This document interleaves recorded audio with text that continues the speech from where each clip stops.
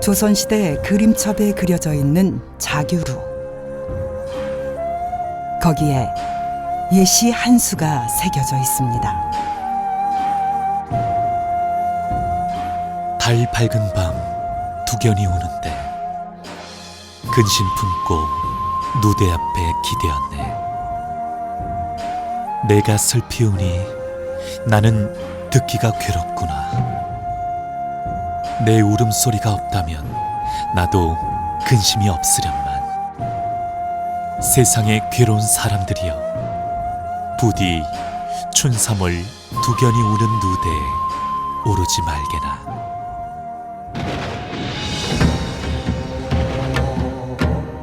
깊은 한과 눈물을 그리듯이 절절히 써내려간 시. 누가 이렇게 가슴을 저미는 슬픔의 흔적을 담아냈을까요?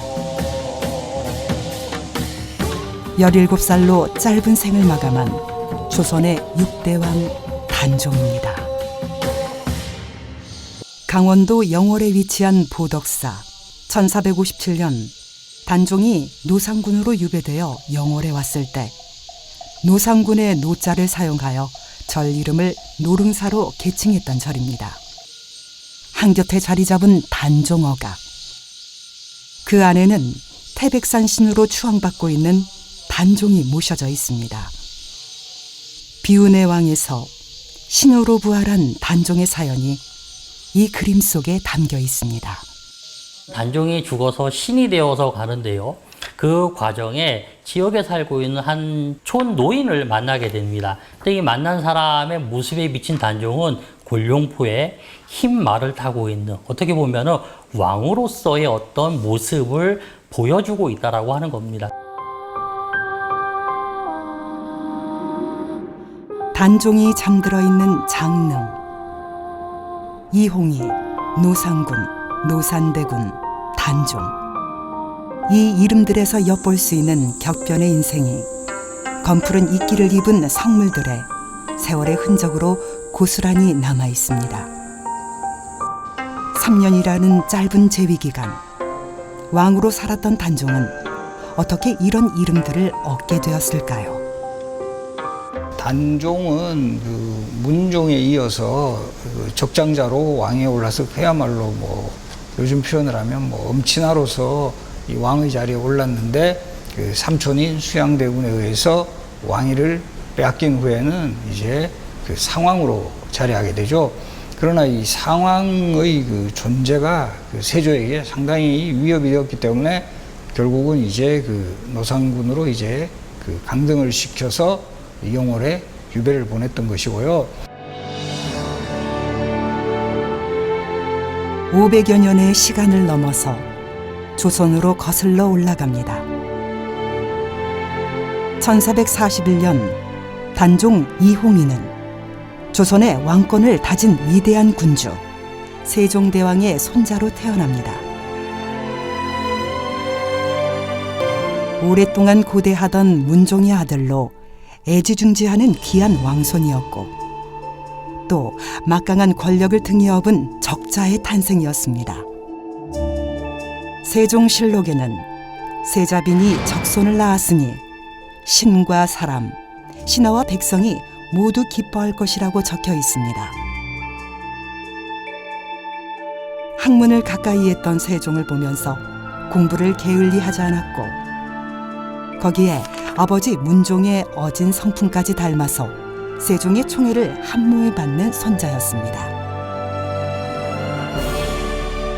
원손 이홍이는 성품이 성숙하고 영특해서 왕세손으로 삼으니 학문을 세워서 덕을 세우라고 기록돼 있습니다. 문종이 즉위하자 세자로 책봉된 이홍이는 본격적으로 세자 교육을 받기 시작합니다. 왕세자에게 유학의 경전을 교육하는 서연 제도가 있었는데 경연의 전 단계라고 할 수 있었습니다. 문종은 경연을 담당하는 관리가 서연을 맡게 할 만큼 아들 교육에 각별했습니다. 국가 지도자로서 어떻게 의논하고 어떻게 끌어가야 되는지, 그리고 백성들에서 어떻게 어진 정치를 베풀어야 되는지, 그런 과정들을 강서원에서 세손 교육을 받았을 것이다라고 볼 수 있겠습니다. 이홍인은 당대 최고의 학자들에게 교육받으며 차근차근 군왕의 자리에 다가가고 있었습니다. 하지만 문종은 39살의 젊은 나이로 숨을 거두었습니다. 태어나자마자 어머니를 잃고 아버지까지 잃어버린 어린 세자만이 홀로 남겨졌던 것입니다. 그에게는 애통할 시간마저 주어지지 않았습니다.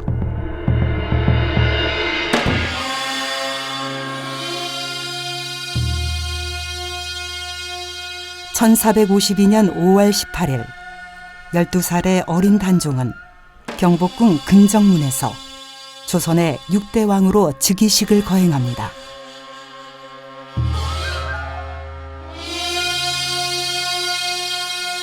반포한 즉위교서에는 어린 자신에 대한 겸양함은 물론 가난을 구제하기 바란다는 애민의 정 또한 보여집니다.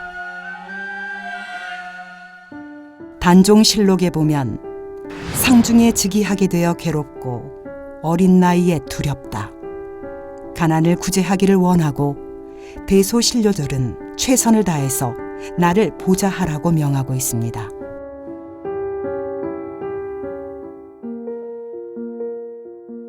왕이 정사를 돌보던 사정전.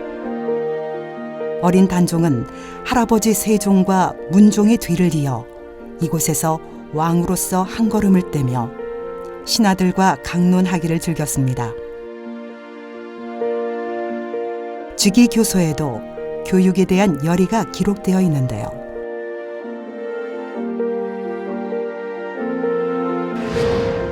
상중이라도 학업을 패하지 않고 경영관과 더불어 읽고 경연 대신과 강론에 힘쓰겠다. 그런 어린 왕의 의지에도 불구하고 대소신료들이 조정의 실권을 장악하고 있었습니다. 그럼에도 단종은 조금씩 국가의 정사를 익혀갔습니다. 제가 제일 중요하게 본 것은 수령을 대하는 태도예요. 사실 이게 백성 사랑하는 구체적인 방법인데, 수령 인견이라고 그래서 그 수령들을 지방에 보낼 때 왕이 직접 수령을 만나서 그대들은 그 지역의 왕이니 내 마음을 받아서 백성들을 잘 살려주라, 살피라 라고 말하죠. 이렇게 왕의 자질을 갖춰나가고 있던 단종. 그의 앞에는 왕자를 뒤흔드는 가시밭길 또한 펼쳐져 있었습니다. 숙부인 수양대군도 권력을 잡기 위해 본격적인 행보에 나섰던 겁니다. 그럼에도 단종이 처음부터 권력을 송두리째 내어준 것은 아니었습니다. 신하들의 의견에 반박과 경청을 하며 왕의 권위를 지켜냈습니다.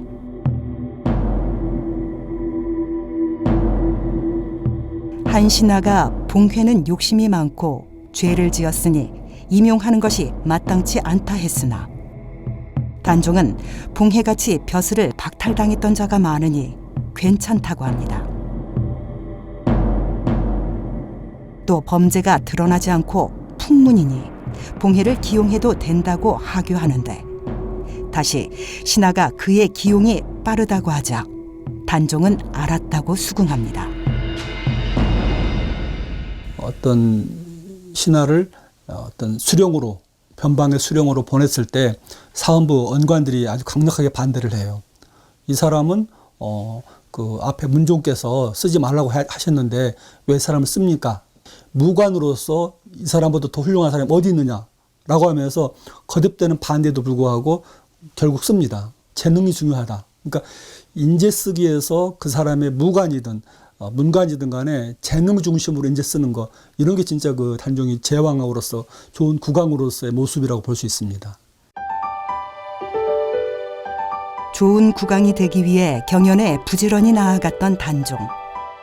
임금의 자리에 대해서 끊임없이 고민했다는 기록을 찾아볼 수 있습니다. 단종이 사무사에 대해 질문하니 박팽년이 사사로움이 없는 것, 마음이 발음을 일컫는다고 답합니다. 사무사라고 하는 것을 단종이 그 뜻을 모를 리는 없고요.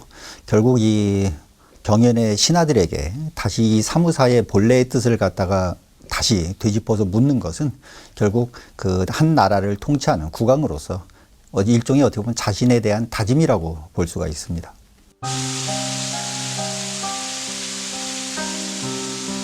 겹겹이 쌓인 구중궁궐에서 혈혈단신 외로운 섬처럼 산 단종. 그는 자신도 모르는 사이에 정쟁의 한가운데에 서 있었습니다. 그것은 좌의정 김종서와 수양대군의 암투였습니다. 계유년, 수양대군은 한명회와 신숙주 등의 측근들과 김종서 일당을 제거하기 위해 작당 모의를 하였습니다. 큰 호랑이, 대호라고 불렸던 김종서를 무자비하게 척살하며 마침내 그 승기를 잡은 수양대군. 이제 더는 무서울 것이 없었습니다.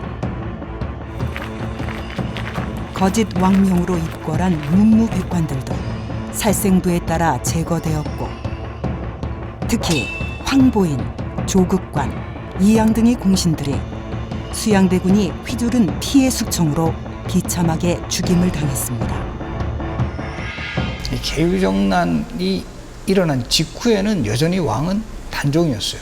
그러나 이제 그 모든 그 정치적 권력이 그 수양대군에게 향해져 있었기 때문에 결과적으로 뭐 어떻게 보면 뭐 요즘 표현을 하면 단종은 거의 뭐 식물왕으로서의 그 존재였고, 과인이 어리고 부독하여 종친 수양대군에게 정사를 일임하며 군국의 중한 일을 모두 위임한다.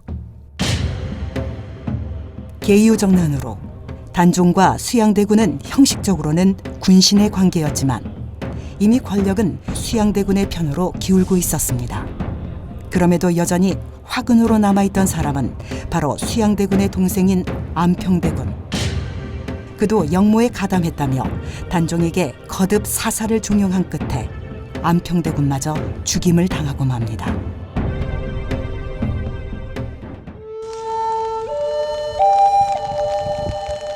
이제 단종 곁에는 아무도 남아있지 않았습니다.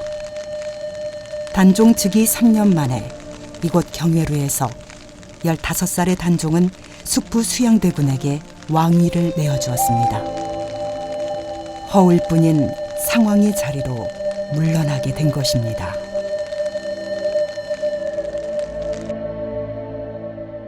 세조실록에 기록되길 수양대군이 흉악한 무리를 숙청하였는데 아직도 잔당들이 진멸되지 않아 내가 할 수 없으니 종묘와 사직을 감당할 책임이 숙부에게 있다.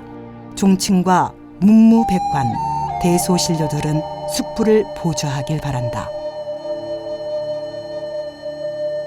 창덕궁으로 거처를 옮긴 단종. 권력과 신하들로부터 멀어져서 고립무원의 신세가 되어버렸습니다. 그럼에도 단종의 보기를 꾀하는 신하들도 아직 남아 있었습니다.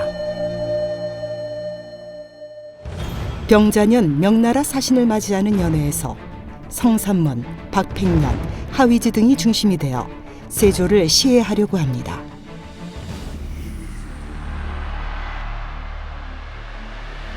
하지만 김질과 정창손의 밀고로 영모 소식을 알게 된 세조는 대노했습니다.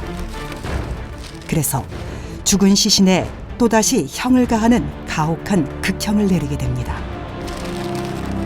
이 소식을 전해 들은 단종은 자신을 위해 목숨을 내던진 신하들을 생각하며 얼마나 가슴이 아팠을까요?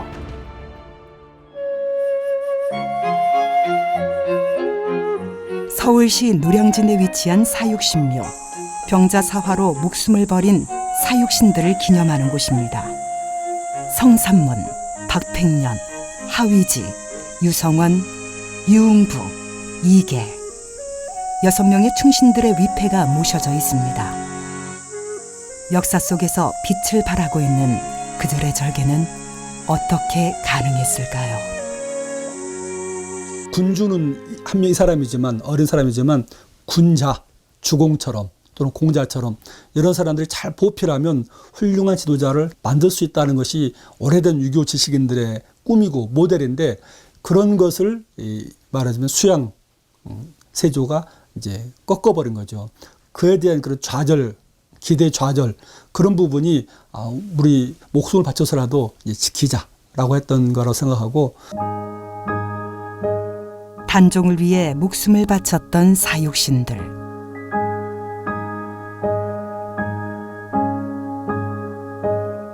특히 성삼문은 차명을 받으러 가는 길에 충절의 마음을 담아서 시 한 수를 지었습니다. 북소리 울려 인명을 재촉하는데 돌아보니 해가 저물려 하는구나. 황천에 주점 하나도 없다고 하는데 오늘은 네 집에서 묵을까.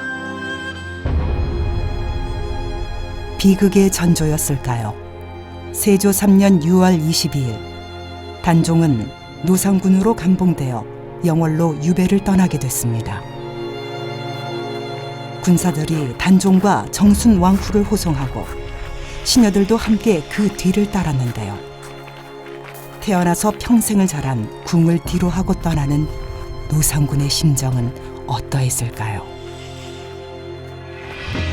영도교 다리에서 노상군과 정순 왕후는 생이별을 당합니다. 다리를 건너면 살아서는 보지 못하는 얼굴. 백성들도 매한가지였습니다. 머나먼 유배길은 그렇게 울음바다로 물들어갔습니다.